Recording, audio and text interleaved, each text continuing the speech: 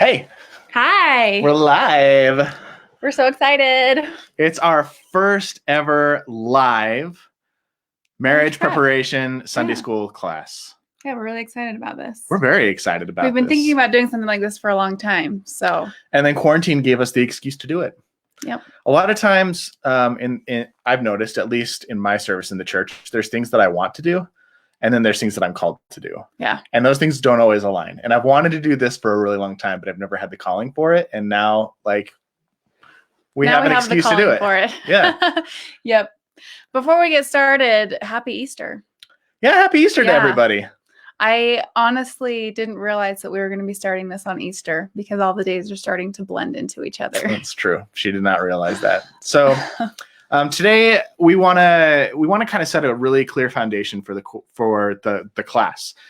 This is going to just run until maybe we are done with quarantine, and if everybody likes it, we'll keep doing it. But our goal is to start off this first lesson just by kind of setting some expectations and letting you know what our goals are in teaching this to you. And we're really, really excited about it. So I feel like the good place to start is to kind of share a little bit about our story and who the heck we are, because some of the people tuning in might not know us or why the heck we're doing this. Right. So many of you may be joining us from our podcast. You heard about us talk about it there. We have a podcast called Mormon Marriages that we started about a year after we got married. Around, I think it was February of 2018 that we started it.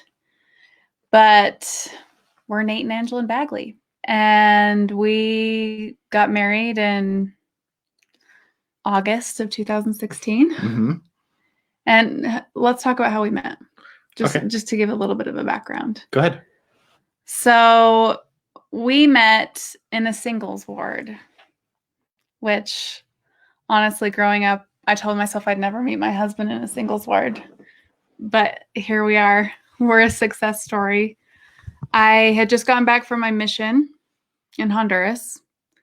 And Nate had not just gotten back from his mission. You're bringing so much enthusiasm to this story. Well, we met. It was love at first sight, right? No, it was definitely not love at first sight. For me, it was. For her, not so much. The very first time I remember meeting Nate was at a service project that we did for a family home evening in the singles ward. And we were weeding and doing yard work around the Institute building.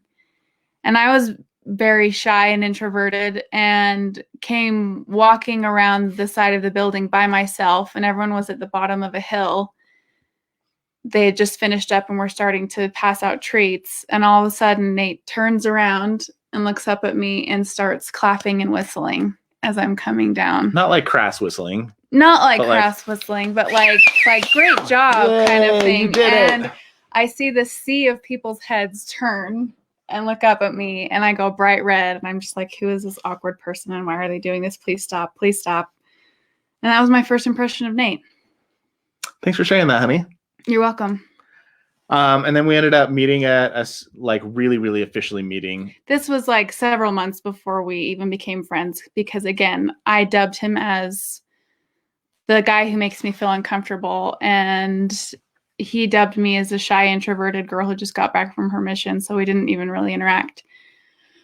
But then we went to a YSA stake camp out, and there was a dance party. And not very many people were dancing, but I love dance parties. And so I was just out on the floor dancing, and Nate saw me and decided to come join. And while we were in the middle of dancing, I turned and winked at him. And I was like, game on. Let's do this. Then he melted to the floor, and I was like, oh, shoot, what did I just do? And then we became friends. Yeah, we became friends after that. So how old were you when we got married? I was 25. And you had served a mission. Right. And I was 32. And I had done my time in a singles ward. So I know a lot of people joining in are YSA people. So some of you might be married, some of you might be engaged, some of you might be from lots of different walks of life, but this is kind of a marriage prep class. So my guess is that the majority of the people watching are YSAs. And I want y'all to know that I spent as much time as you can spend in a YSA ward as possible. It's very true. Yeah. I was there from 18 to 32 or 19. I guess when I got home, no, not 19, 21 to 32, when I got home from my mission, all the way to when they basically were on the brink of kicking me out. And it was hard. Like, YSA awards are not always super easy. And I was the kind of guy, like, I really honestly wanted to get married. And I was trying really hard. And I don't know if you can relate to this at all, but I was going on lots of dates, and I had lots of different like short-term relationships, and I'd have a girlfriend for a couple weeks or a couple months, and then it just wouldn't work out. And I got really frustrated. And there was a time where I just blamed the girls that I was dating. And I was like, oh, they're just not into it, or they're not committed, or they're not ready, or blah, blah, blah. And I'd always find an excuse to blame them for why the relationship wasn't working out. And then when I got into my mid-20s, when I was about the age you were when we got married, I had this thought of like, if I get married, I want my marriage to be amazing. Like, I want it to be incredible. I don't want to have a marriage where we're just kind of like enduring each other's presence, where we're just like tolerating each other. I wanted to have the kind of marriage where I wake up every morning and I roll over and look at my wife and I go, oh my gosh, how did I get so lucky to get married to her? Or where when my wife goes out to hang out with her girlfriends, she's bragging about how much she loves me and how awesome our relationship is, instead of complaining that I'm some sort of like extra child she has to take care of. But I realized that based off of my dating experiences, I didn't have the skills to create that type of relationship. That there's just this pattern. And the pattern was Nate really likes a girl, starts to fall in love, and then the relationship falls apart. And I was like, man, I don't want to get married and have that happen. Like, that's scary. I want to know what I can do to make sure I have the best relationship possible. And I don't tell this story this way very often because context is important. And I honestly think I got a prompting.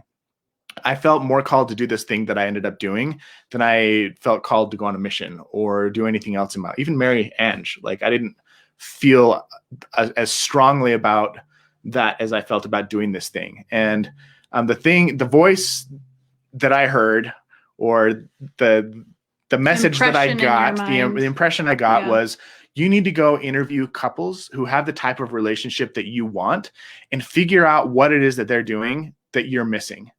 If you really want to have this type of relationship that you've been dreaming of for as long as you have, you need to figure out what people who do have it are doing that you're missing. And I was like, oh my gosh, I should do that. And so for the next couple of years, I pretended to do that. Like, I went and bought a microphone, and then I went and like bought a domain and set up a blog. And but I never actually went out and started interviewing couples until I was about 27 or 28. And I ended up spending almost like 3 or 4 months traveling across the country, interviewing. I finally did it. Like, I interviewed couples all over the country who were madly in love with each other. And I learned so much on that trip. And then I started to get introduced to relationship experts, who some of them we'll talk about during this class. And I started learning all these things about what make marriage incredible, what make it work, what make it thrive. And I realized all of these things that I was not doing that I needed to learn, not only learn, but I needed to do. And that's one of the things we're going to talk about in this class a lot, is that it's not just about what you know, it's about what you do that actually prepares you to have a ridiculously awesome marriage.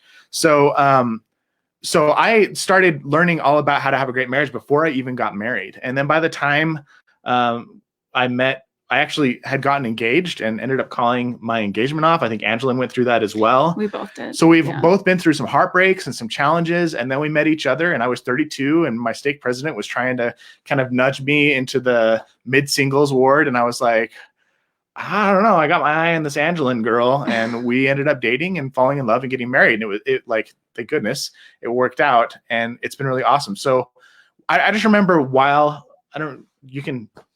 you can kind of chime in here, but do you remember being a YSA and having lots of questions about like what marriage was all about? Well, yeah, I think that as members of the church, this is one of the most pivotal moments that we talk about since primary. We talk about how we love to see the temple, and we're going to go there someday, and we're going to get married. And a lot of our life is spent preparing for this moment. And it's really nice when it seems to work out super early and you get married really early. And that's honestly what I thought that I would do, but it doesn't always work out that way. And did I ever tell you about the guy on my mission? No. There was a guy, Elder Calloway, and his wife were the senior couple in our mission. And I served my last couple of transfers in the office. Okay. And we became really good friends. And Elder Calloway, on my last day being on the mission, he said, of all the missionaries going home, Nate, I bet you get married the fastest. Within 6 months, you'll be married. Talk about failed expectations. I had such high expectations. I was like, I'm going to be married. I'm going to get home and get hitched. It took me over a decade. Yeah. Yeah, it was not easy. So yeah, sorry, go back to. Well, again, it's just something that I, particularly as the little girl, dreamed about. I dreamed about getting married. I dreamed about getting to that moment where I met my spouse and got married. But honestly, that's kind of where it ended. Yeah. I feel like we talk a lot about the preparation of getting to marriage and meeting your spouse and getting to the temple, but there's not really a clear picture, besides, of course, multiplying and replenishing the earth. There's not really a clear picture of what marriage looks like after that. We talk about having a celestial marriage. And again, I have this picture in my head of after death. Right. Of the blessings that we're going to have. We get to be together forever, not just death till you part. And so, yeah, there was getting married. I had a little bit of a identity crisis, I guess. Do you remember when this happened? Where who am I now? I just thought, yeah, what comes now? I've been preparing for this moment my whole life. Every single checkpoint that I'd planned for myself somehow revolved around finding my spouse. Mm-hmm. And once I did, it was like, okay, now what? And the awesome thing about being a member of the church is just how much we value marriage. We value marriage and family so much. And that's one of the, really cool things about being a member. But we wanted to use this course to kind of blend what we learn in the church with a lot of the research that we've done outside of the church. Yeah. And put the two together to create kind of this master course. Well, yeah, that's why we started the Mormon Marriages Podcast, right. Was so we could answer some of these questions of what does marriage really look like? Mm-hmm. And, there's things that happen to people that you don't expect when you get married. Like we've interviewed couples who have dealt with infertility, paralysis, like mm-hmm. What was, why am I forgetting her name? The Franks. Yep. Brittany Frank. Like she fell and got paralyzed. And that changed her life. We've talked about infertility. We've talked about depression. We've talked about suicide. Like financial issues, like with the crashing of the housing market in 2008. Things that you don't predict. You don't anticipate. And you fall in love and you're like, oh, our love is amazing and it'll carry us through any struggle. But if you don't have the tools and skills in place to deal with conflicts, the surprise conflicts that come along when you're like, it could really ruin your marriage. Mm-hmm. So we started the Mormon Marriages Podcast to start telling those stories of amazing couples who have dealt with hardship and trials and struggles and overcome them and show people like, this is what marriage really looks like. Mm-hmm. We don't want to be vague and just say like, oh yeah, sometimes marriage is hard. Like you have to blend communication styles or you have to blend different backgrounds. We wanted to show you what it actually looks like. So then what happened is we recently got a calling mm-hmm. in our ward. And we've been doing this Mormon Marriages Podcast for a while. And our bishop asked us if we would be the YSA ambassadors. And that basically means like they want us to basically help mentor the YSAs in our area with things like college and careers and relationships. And then this freaking virus hit right after we got the calling, and everybody's home and quarantined. And I'm like, oh, we can't hang out with these people. So what if we do the Sunday school lesson? So that's how that came to be. That's how we met, how we started the Mormon Marriages, and then how this class came to be. Mm-hmm. So now we want to talk a little bit about maybe some of the qualifications that we have to teach this class, just so you know that we're not just like Nate and Ange, this random couple who's making it up as we go along. I think it's important to talk about like what experience we've had teaching, and then we can talk about the goals that we have. Nate talked a little bit about his passion for marriage and relationships before we got married, and that passion was very contagious and something that transferred to me when we got married. And I think we've honestly dedicated ourselves to being lifelong students of marriage and relationships. And I wish you could see this bookcase that we have. Well, let me just do this. I pulled these off the bookshelf. Okay, there's like hundreds of books over here that are specifically relationship based. These are some of the books. And then a stack of these books that we are consulting as we create the curriculum for this course, along with like scriptures and conference talks and the marriage manuals and stuff. But this is like, these are some of my favorite marriage books that I've read in the last little while. So Nate, it was funny. He crawled into bed the other night and pulled out this giant college textbook and looked at me and said, "I've become that person. I'm reading textbooks for fun. I bought this $50 textbook and I'm reading it for light reading." So we go to seminars, we read books. We're both trained. Gottman trained leaders for the 7 Principles for Making Marriage Work. If you've heard of the Gottman Institute, we'll be using a lot of. We'll tell you a little bit more about the Gottman soon. By the way, if you guys want to interact with us live, you can type comments in the comments and we can see them. So yeah, if you have questions or anything, for sure. I'm also a member of the Utah Marriage Commission. I'm a published author. I've been published in a collaborative book with a bunch of really awesome authors, including Gary Chapman, the guy who wrote the 5 love languages. I've given a TEDx talk, and I've literally taught thousands and thousands of people about marriage from all over the country. So this is like not new stuff to us. We're not just a young couple who's like, oh, we're just going to teach what we know about marriage. Like we are students of marriage, and probably more so than the majority of the people that you and we meet. Share that because it's not everybody who has the time to do this kind of research. Nate's lucky enough that he can dedicate his whole life to this, really. And it's just not something that everyone has the time to do. So it's my full-time job to be a marriage educator. So our goal is to take all this research, all this stuff that we've learned, and compile it together in little simple snippets that we can gift to you. That's kind of our goal in life. We feel like it's a calling in life to do that. Charlene says that we should share some of our favorite marriage books. I will write up a blog post and we'll send it out to y'all. Yep. And thank you, Melissa, for saying we look nice on this Easter Sunday. It was a great excuse to actually get ready. Yeah. It's been a while since I am still wearing sweats down below. I'm business up top, party down below. Don't judge. But we did get dressed up for you and for Jesus. So let's talk about what the goals are for this course. Again, this Sunday school lesson today is more of an introduction of what we want to give you in the future. So I heard this quote by Jeffrey R. Holland that I liked, and I want to dissect it a little bit. It says this: marriage is the most trusting step in any human relationship. It's a real act of faith. The very nature of the endeavor requires that you hold on to each other as tightly as you can and jump.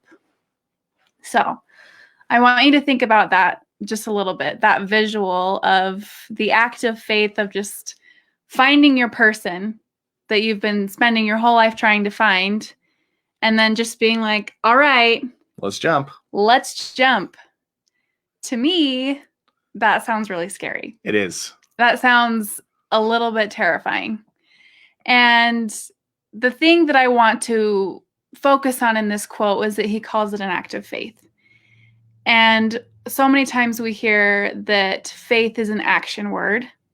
And so the goal of this course, or the next several courses that we have, is to give us those actionable items that can give us the tools necessary to make that jump less scary. So what are some things that you can do to make a jump less scary? Maybe put a harness on and hook yourself up to a rope, or make sure you both have parachutes, or fill up that tool belt so that you're prepared. And again, jumping into marriage doesn't have to be so scary. And it doesn't have to be so unknown. There are a lot of things that are uncertain. You have no idea what your future is going to look like. But we want to fill up your toolbox with as many things as we possibly can so that you can be at peace knowing, okay, whatever comes up, I can pull this little nugget out of my toolbox and then we can put it into practice. Yeah. So that's our goal. So here's some of the goals that we have for you over the course of these next couple of weeks when we hang out together. So one is we want you to catch the vision of literally how amazing marriage can be when done right. We want you to be excited about marriage and not afraid of it. I don't know if you've ever experienced this, but I remember when I was a YSA, all the people who, I don't want to say all, that's too much of a broad generalization, but the majority of the people who were encouraging me to get married or making me feel guilty for not being married or asking when I was going to get married, I would look at their marriage and I would be like, yo, if that's what you want me to have, I don't know how excited I am to get married. And we want you to be excited about marriage. Like we want to be able to show you how awesome marriage is and can be. It's not just like enduring each other's presence for one of my pet peeves is that people measure the quality of a marriage by the length of time people spend together. And I guarantee you, there are people who've been married for 50 years and they have been miserable for 45 of those 50 years. They don't like being together. They can barely stand each other's presence. They're annoyed by each other. They don't have any fun together. And like, I don't care if you're married for 50 years. If you have a crappy, miserable marriage, that isn't what I want. I want something way more than just being married for a long time. I want to be like in love and I want to have fun and I want to be excited. And I want to have a dynamic, passionate, lasting, playful, fun, flirty marriage my entire life. And our goal is to not only be examples of that, but to teach you what that looks like so you can be excited. Marriage doesn't have to look the way that your marriage doesn't have to look the way that everybody else's marriage looks. Another thing we want to do is we want you to feel confident that you have the tools to overcome any challenge that life throws at you or your relationship. This is kind of what Angilyn was talking about. We want you to save your marriage before it ever gets into crisis mode.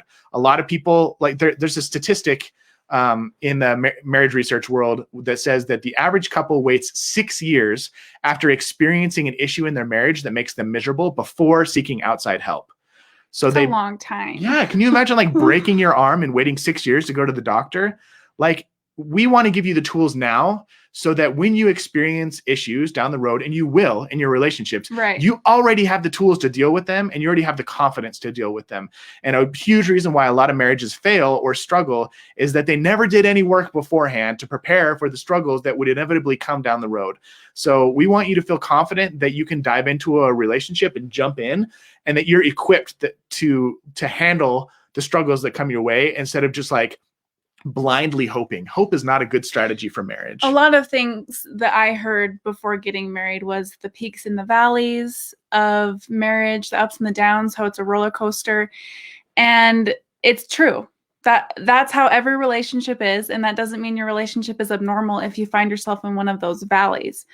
But again, like Nate said, we don't want you to be afraid of those times. We don't want you to find yourself there and think something's wrong with us because we're here. Yeah. We want you to be like, okay, we're in one of those valleys that we heard about. What's a tool that we can pull out that can help us get through this valley? Right. Yeah. Do you want to read that one? Sure. Next goal we have is to be aware of the biggest threats to your marriage so you can avoid them, or change your behavior so you don't end up divorced or miserable. Yeah. If you're going to jump into the ocean and there's sharks and alligators, we want you to, or not, there's not alligators in the ocean, but you understand. If you're jumping somewhere, there's going to be dangers ahead. Like life is an adventure, and every adventure is going to have dragons and trolls and challenges and obstacles to overcome. And if we can prepare you now for what's to come, you're going to feel ready. And a lot of those things are just in your human nature. Yep.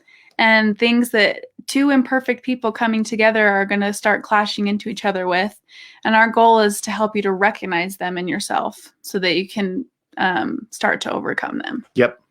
And then last, is we want you to have access to marriage mentors, people who can set an example of how awesome marriage can be a safe place for any of your questions and help you along your journey. So whether that's us or somebody else, we want you to be able to have access to somebody who has a relationship that is so good that you're like, I want that. And you feel comfortable enough to talk to them and open up to them and ask them questions when you get stuck. Because I will tell you this, anybody who's been great at anything, one of the reasons that they've been great is because they've surrounded themselves with amazing people who have helped them along their way. If you look at any professional athlete, they surround themselves with amazing teammates. If you look at any professional musician, they probably had like teachers or members of an orchestra or mentors along the way who've helped them get there. If you look at like a professional business person who's led a successful company, they have a board of advisors or executive officers who help them, or business partners who've helped them get to the success that they're at. But in marriage, we don't often talk about like, what does your team look like? What does your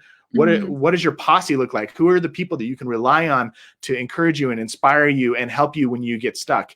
And I will tell you this, after interviewing hundreds and hundreds of couples throughout the last decade, I have found that the most blissfully happy and successful couples are the ones who have a community. They have people they don't do it alone. They don't just put it all on their own shoulders and say, okay, we're going to create this amazing marriage in a vacuum. That doesn't work. You need to have community, and you need to have people to inspire you and encourage you and help you along the way. And the awesome thing about the society that we live in today is, even if there aren't very many people in your physical surroundings that you feel like you could do that with, we have this awesome internet and social media where we can be in contact with people who do have that. And even if we can't find it near us, we can find it through social media. Yeah. So those are the goals of this course. To be clear and upfront, this is not a church-sanctioned course. Like, the church headquarters didn't call us and be like, hey, will you guys teach a marriage prep course? This is just something that we wanted to do to magnify our calling. So if we share something and it's something that you really like, take it. And if we share something and it's like, I don't really like that, you can feel free to leave that by the wayside. Right. We are going to be pulling a lot of our stuff from the church manuals and things that the church already has. There's lots of great resources that they have through Institute manuals, or they even have a marriage prep manual. Again, it was created in 2005, but it's a little old. It's a little bit old, but we will definitely be trying to pull in our research from more secular sources and giving it a gospel twist. Yep. So now I feel like, as your teachers and guides for this course, I feel like it's important for us to also make some promises. I want to make some commitments. Are you cool with that? If we make some commitments to our let's do it. Class members. And this is just our commitment to you for how we're going to approach this class. Our first commitment is that this is not a place where we avoid hard topics or rely heavily on the standard primary answers of just read your scriptures and say your prayers. Like, we realize that marriage requires more than just scripture reading and prayer saying. Even though those are great things. Yeah. You should be doing those things, but that's not going to be the default answer in our class. We want to talk about the hard things that are sometimes hard to talk about. We want you to ask hard questions, and we will be as honest as we can with you. That bleeds into the second one. And we'll always be honest with you. Yeah. If we don't know something, we'll say that we don't know, and we'll be honest about things that that are going on in our own marriage. I think that's something we've tried to do in our podcast, is to just be really upfront and honest of the struggles that we face in our marriage. And we just did a podcast a couple weeks ago on and a couple months ago, Angilyn had a miscarriage. Right. Or we had a miscarriage. I'm still working on the verbiage there. That's okay, honey. But we talked about it. A lot of people don't talk about miscarriages, and we talked about it, and we've talked about my faith struggles in the past. There was a period of time where I left the church when I was single and in my 20s, and you can go back and listen to that podcast as well. We're not going to hide away from hard topics. We want to address them head on and share with you how we deal with them, and hopefully give you some advice and encouragement about how you can deal with them too. Another commitment we have is that we will always, always, always do our best to lead by example. We're not the types of people who will ask you to do something that we're not striving to do ourselves. So just know, striving is the right word. Right. We're not perfect, but we will do our best to lead by example. And then last, we will always try to make our lessons actionable and tactical. I really hate it, especially when we talk about relationships, when we leave everything vague and nebulous and we just talk about general principles. We want to leave you at the end of every lesson with something that you can do, not just something that you can know, because we know that change happens when you do something, when you do the things that you know. That's how you get results. How does that sound? I think that sounds great. How does that sound to you guys? Feel free to hit a like button if you liked that. Awesome. So, really quick, we talked to you about how we're pulling from lots of different resources here. We've got the church manuals that we're pulling from and conference talks. But one of the things that we're really going to be pulling from, because this is a curriculum that we know really well, and it's something that really complements gospel topics, is this book, The 7 Principles for Making Marriage Work by Dr. John Gottman. And I just want to give you a quick background on why we're going to be using that book. If you want to get it, you can. It's a great reference that you'll probably refer back to for the rest of your life. But Dr. Gottman, for those of you who don't know him, he was a mathematician at MIT and then became fascinated with psychology and relationships. And he ended up bringing his math brain to the University of Seattle and deciding that he wanted to do research to figure out if he could scientifically prove what makes marriage work and what makes marriage not work. And he set up this thing back in the 70s called the Love Lab. And the Love Lab is like the studio of Big Brother. They took couples and they put them in this apartment overnight, and they had cameras set up all over the apartment, and they would hook the couples up to heart monitors, and they would take urine samples and blood samples, and they had like the two-way mirror, and they would have interns on the other side, and they'd be coding the facial expressions and body language of this couple as they talked and had interactions. And they would ask these couples to talk about all sorts of things. They would ask them to just like hang out together. They would ask them to have conversations about things that were difficult. And all they did was just capture data and capture data and capture data and try to measure stuff. And then they would invite these couples back years down the road, and they'd capture data. And after studying hundreds of couples over a really long period of time, they went back and looked at all the data to see if they could find trends. And they realized that there were actually mathematical trends, scientific trends in the research that determined that differentiated the people who stayed together and the people who got divorced, to the point where Dr. Gottman could watch a couple argue for about 5 to 10 minutes and predict with over a 90% accuracy whether or not they get divorced within the next 6 years. Yeah. Crazy. So he ended up writing this book about his research, and it's called The 7 Principles for Making Marriage Work. And it's all research-based stuff. And the really cool thing is that the research blends incredibly well with the gospel. Mm-hmm. And the reason that we're going to be tapping into this book is because the book talks a lot about the practical application of the principles that are taught in the gospel. So we get the gospel principles from the scriptures and from the brethren and from the manuals and from the conference talks. And then we can get a lot more practical application from the scientists and the researchers. So highly encourage that you check out the book, The 7 Principles for Making Marriage Work. We will be referencing Dr. Gottman along with several other amazing researchers and therapists and experts along the way. And the majority of these, all of them, will complement gospel principles. But we just wanted to give you some context into who he is, because you hear his name come up quite a bit over the next couple of weeks. And this is actually because we are the trained Gottman leaders. We teach this course to couples and have been able to see over just the course of 2 days, people transform. Oh, it's crazy marriages. Awesome. It's really cool to watch. And so to have this type of information in your toolbox will just set you up for success in the future. And the great thing about this research is it helps us dispel some of the myths that we bump into in our culture. Let's talk about myths. There are a lot of things that we hear about marriage, or that we're taught about marriage, that are completely, absolutely wrong, or they're just like, they can be taken out of context and be perceived as wrong. And so we want to talk about some of the myths that you might have seen. If we share a myth that's something that you've heard and you've wondered about, feel free to hit the like button or drop a comment. And honestly, a lot of these myths are things we have heard as members of the church, and they're not all bad. A lot of them are just incomplete. Yeah. And need a little bit more information to make it better advice. Right. So let's do the first myth. You want to dive in? Let's dive in. Okay. The first myth is, if I marry the right person at the right place at the right time, everything's going to work out. So this is, said earlier, hope is not a good strategy for marriage. This is, a lot of people, this is their strategy. Is it, if I just get married in the temple to the right person at the right time, then things are going to work out. Right. If we check all the boxes, then we're going to get blessed in a certain way. And yes, it is important to marry the right person at the right place at the right time, but that doesn't mean that everything is going to be easy from there on out. Like, that's just step one to begin your journey. That's not the recipe for the entire journey of marriage. Like, that's a great step to get married. But if you really want to have an amazing marriage, it requires more than just getting married to the right person at the right place at the right time. There's many, many steps after that. And we're going to teach you all about those things. I like a quote by John, by the way. He says, I don't know the exact wording, but he says, the marriage, like the act of marriage or the wedding, is the planting, and the marriage is the growing. So just as important as it is to find the right person, to get married at the right time in the right place, that's a snapshot in time. Like, you have your wedding pictures, you see that moment in time, but you're not going to be the same person 3 years later. Which, by the way, the word "the right person," I don't like that because it feeds into the myth that there is one person for you. The right person is the right person because you choose them.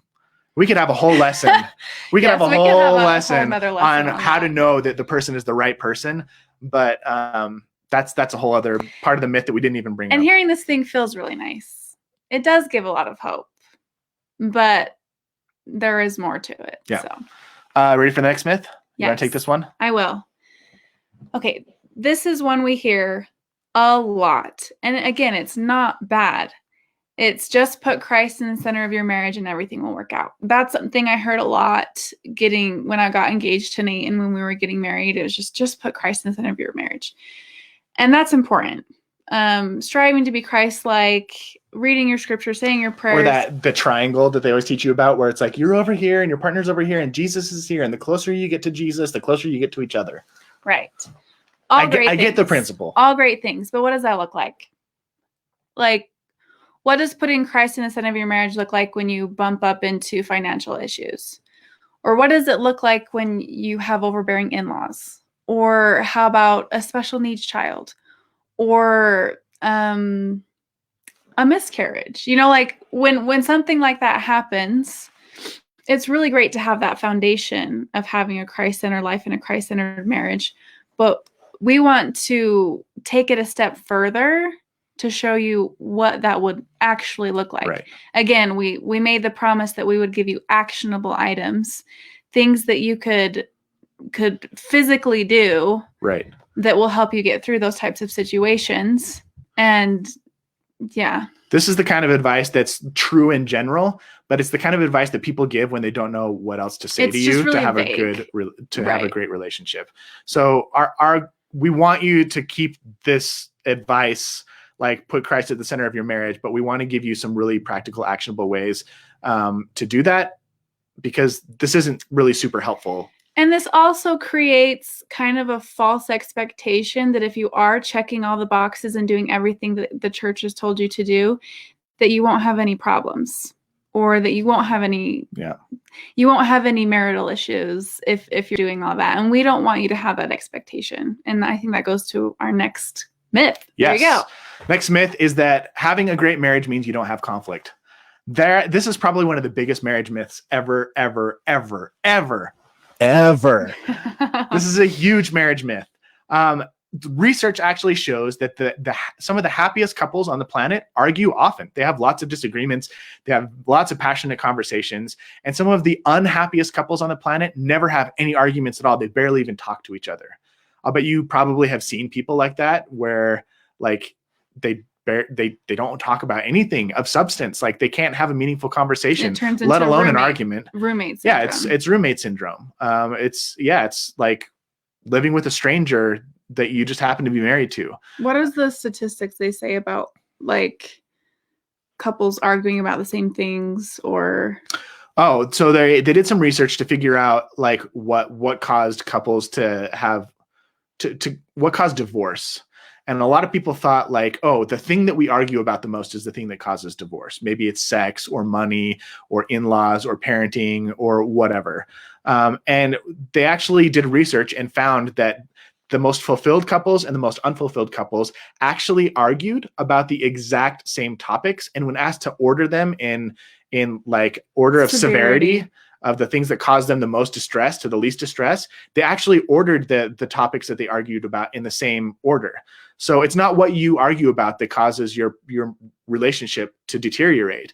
And then they did a survey on frequency, and they tried to figure out, okay, is it frequency? Like maybe the least happy couples and the least fulfilled couples are arguing a whole lot, and the most fulfilled couples are never arguing. And we just talked about that. Like that's not it at all. Like some of the happiest couples argue pretty regularly, and some of the least happy couples don't argue at all. So it's not what you argue about that causes divorce or causes a breakdown in your marriage. And it's not how often you argue that causes a divorce or a breakdown in marriage. It's actually how you deal with the conflict, like how you handle it. And we will definitely have several classes on how to navigate conflict with grace and with ease, and to do it in a way that actually creates more connection. Right. And we're really excited about that. But please don't, I was always terrified of conflict. Like I ended several dating relationships because I was scared to bring up things that made me uncomfortable or unhappy or worried or upset. And so I avoided it. And then resentment would build up. And then I would end up breaking up with this awesome girl that I was dating, and blaming her when really it was my inability to deal with conflict that got in the way. So we want to make sure that you have all the tools that you need to navigate conflict successfully in your dating relationships and in your marriage relationships. And just a note on that, it's not comfortable. Bumping up into conflict is uncomfortable, and it can create some really difficult conversations. And so one thing that I've heard a lot from people who have reached out to us or couples who are having issues is, we're not supposed to be having this problem. This isn't a problem we're supposed to be having. And one thing that I've heard Nate say is maybe it's exactly what you're supposed to be having. Maybe this conflict is a tool for you to be able to turn towards each other instead of turning away from each other. And that does include uncomfortable conversations. Yep. So getting rid of that expectation that everything's going to be comfortable and nice and rosy will be helpful. You want to take the next one? Sure. Oh yes, this is one that I hear very, very frequently. To have a good marriage, you just have to put your partner's needs before your own. So the idea behind this is, if I'm always putting Nate's needs above my own, and then he's always putting my needs above his own, then both of our needs are going to be met. And I totally get where people are coming. They're giving this advice because it does sound really nice to be selfless instead of selfish. If I am just making sure that Nate is taken care of, then it will keep me from being selfish and having selfish tendencies. But the problem with that is it creates this kind of codependency in the relationship, where you start expecting your partner to be in charge of your happiness, or expecting your partner to be in charge of getting your needs met. And then when they're not, blaming your partner because they're not getting met. So we like to talk about something called differentiation and interdependency. And we'll talk this.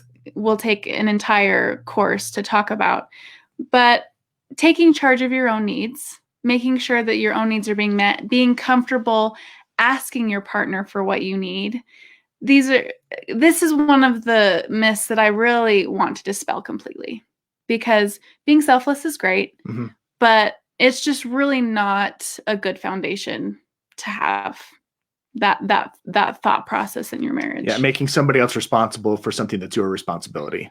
Right. It doesn't create a great marriage. One thing that we say, one of the rules we have in our marriage that comes from Terry Real, is you're not allowed to complain about not getting something you never asked for.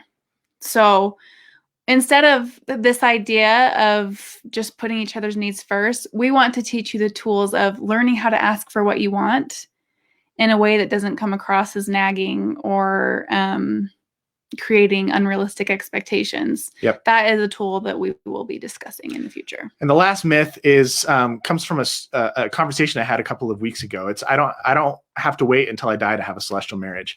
So I was having a conversation with this woman a while back, and she was telling me about how she's been miserable for quite a while in her marriage. She'd been married for several decades. She was unhappy. She was unfulfilled. She didn't feel like her husband understood her. She felt very lonely a lot in her marriage. And she just said, you know what? I'm kind of just waiting until I die. And my hope is that either me or my husband dies. And my hope is that in heaven, God will just give me a partner that I actually get along with and that loves me for who I am and that I love back. And that's why I need to keep my covenants now, because God knows everything, and God will bless me if I'm worthy of the celestial kingdom, and he'll give me a husband when I get there. And this is like heartbreaking. Man, this is not what God means by a celestial marriage. The celestial marriage isn't something that you have when you die and get to the other side of the veil. A celestial marriage is something that you create now. Even if you're single, you can start creating a celestial marriage now by preparing yourself to be the best possible partner, so that when you do meet the person of your dreams, you're prepared to have a ridiculously awesome marriage. you are ready. You're like gangbusters. You don't have to learn from all of the experience and the mistakes that other people make, because you've prepared yourself and you're ready to move forward and be super competent and have a blissfully happy, extraordinary, strong, passionate, loving marriage, and that can last. We want people to know that if they're feeling like they've gotten themselves in a rut, if they're feeling that they're just going through the motions, if they're feeling like, I just don't recognize this person I'm married to anymore, you can do something about it now. We don't want you to get complacent and just think, oh, if I keep my covenants, then everything will work out in the end. That's a great hope to have, but there are actionable items you can do now to bring that celestial mindset into your marriage here. Yeah, you can have a heavenly marriage here on earth. I love this quote. I'm not sure who said it, but it says, don't be so heavenly minded that you're no earthly good. We don't want you to just endure your marriage and mutually tolerate each other. We want you to enjoy your life together. Yeah. And the thing that I love about Dr. John Gottman's research is that he has found that the quality of your relationships here directly correlate with the quality of every aspect of your life. And again, it's not just your marriage relationships, but your relationships with everybody. It contributes to your physical health. It contributes to your mental health, your spiritual health, your emotional health.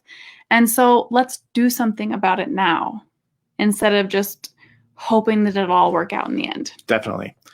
So I realized this week's lesson was like, we didn't go really deep on anything specific. We just wanted to set kind of a foundation and an expectation as to what you can expect over the next couple of weeks.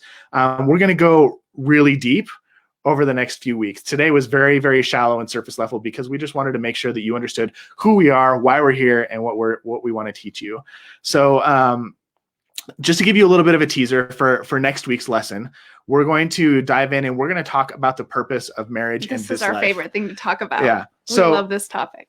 When you understand, we talk about the purpose of marriage in the grand scheme of things, like in the plan of salvation a lot. Like, you need to be married to get to the celestial kingdom to the highest degree. And like, you need to be married to be like God and all this stuff. But we don't ever really talk about the purpose of marriage in this life. Like, why get married here and now? Why is it important that we do it now and not later? Like, why didn't it happen before in the pre-earth life? Why doesn't it happen later? Later, after we die? Like, there's a reason that we are supposed to get married now, and there's a purpose for marriage now. And learning this purpose makes it worth the effort of pursuing. Yeah. I guarantee you that if you show up next week, the lesson could very likely change not only your perspective on marriage, but your life moving forward. It's a really powerful lesson, and I'm really, really excited to change it for you. Because when you understand like what marriage is all about, it changes how you approach it. And that's important. Like, having that clarity is really important. Particularly this lesson that we're going to teach you next week was the biggest game changer for me to help me finally have the confidence to get married. It made me realize, like, oh, that's what marriage is for. Like, that's what it's about. Well, now I'm not as scared of it. Mm-hmm. And if I have this lesson and my partner has this lesson, then it kind of makes you invincible. It's awesome. Like, it'll make your marriage pretty close to invincible. Yeah. It's really cool. Yeah. So we're super excited about next week. But again, we told you that we would be giving you actionable items to do and to put into practice after each lesson. So we're going to give you a little bit of homework. And that is, it's more of a reflection and journaling. Do you want to explain a little bit of what we want? Yeah, we would love for you guys in this next week, if you would just take some time and journal. And I can actually send you out a link so you can journal with question prompts. Yeah, with some prompts. But the questions are basically going to be, I would love for you to identify 2 or 3 couples in your life that you really admire and look up to, and try and figure out what are the specific qualities and values that couple has that you'd like to emulate and have in your marriage going forward. It's really easy to focus on the negative things, the things that you don't want. Right. But it's when you're running away from somebody, it doesn't do you a whole lot of good unless you know, like, I love I was taught this a couple of years ago, and I love this analogy, but a map is only useful if you have 2 pieces of information. You can be given a map, but the map doesn't serve you if you don't know where you're going and you don't know where you are. And so the goal here is to get yourself a little bit of clarity as to where you are, and then also give yourself some clarity as to where you want to go. If you're looking at a map and you only know where you don't want to go, it's not going to help you get to your destination. Right. And that's one thing that we hear a lot when we ask people the question, what do you want in your relationship? They list off things they don't want. It's a checklist of I don't want this, I don't want this, and I don't want this, and I don't want this. And it's good to identify those things, but it's even better if you can create a picture of what you do want. Yep. And it's a little bit harder. It's a little bit harder to do. So that's what we want you to reflect on this next week by identifying those couples. And even if you want to, you can identify maybe the 4 or 5 couples you spend the most time with. And you can start to reflect on what their qualities are and how they're influencing your life. Absolutely. So. And then if you have extra bonus points, desires, pick one of those couples and ask them if you can interview them about their marriage and actually have a conversation with them about what it is that they think makes their marriage so great. What are the things that they do on a regular basis? Because we'll talk about this a lot. This is one of my favorite quotes, but it's the small things done often that make the difference. That's a John Gottman quote, and it sounds very, very much like by small and simple things are great things brought to pass. Uh-huh. I love that. Like the parallels between these two things are amazing, but it really is the small and simple things that bring an amazing marriage to pass. So what are the little things that these couples are doing that are making their marriage so extraordinary? And I guarantee you there are little things. Like this week, I told Ange, like, my routine has been thrown off because of the coronavirus quarantine. And every morning I used to wake up at like 5:30, I'd get ready and I'd go to the gym with my buddy. And before I walked out the door, I'd walk over to Angilyn's side of the bed and I would kiss her and say goodbye. And because I haven't been leaving for the gym in the mornings, I haven't been kissing my wife goodbye. And I realized this week, like something has been off. Oh, it's that we haven't been doing the small and simple thing. I haven't been giving my wife a kiss every morning when I wake up. And that always sets me off on the right foot. So I'm like trying to reinstitute that thing because I don't want to lose the small things that make a big difference over time. So ask your favorite couple, what are some of the things that they do that makes their relationship so extraordinary, that makes them love being married, or that makes them feel loved. And that will hopefully open up some doors for you. So we'll link to a journal prompt post. We'll pop it in the description of this video in a few minutes after we're done recording live. And then we'll also send it out to you in a follow-up email this week. And we'll also work on this week compiling a list of our favorite marriage resource books. We've got some on the Mormon Marriages website. If you go to mormonmarriages.com, there is a tab on there that says resources, and we've got some cool stuff on there, but we'll add to it. Yeah, we'll make a comprehensive list of what we love. That is our lesson for today, everybody. Thanks for joining us. If you have questions, we are happy to hang around and you can drop them in the comments. Otherwise, we will jump off and hopefully y'all have a great Easter. So I'm just going to sit here and watch the comments for a minute. Okay. Charlene, thanks for joining. Jamie, thanks for joining. Who else is on here? Ashley, Morgan, Melissa, Jake and Ashley Higley, Melissa, Tisha. Hi. No, you all are awesome. We'll also probably be posting these lessons on our podcast feed. You think so? I think we should. Okay. Thank you, Erica. Thanks, Erica.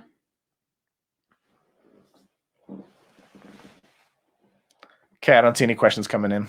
See you next week. Bye, everyone.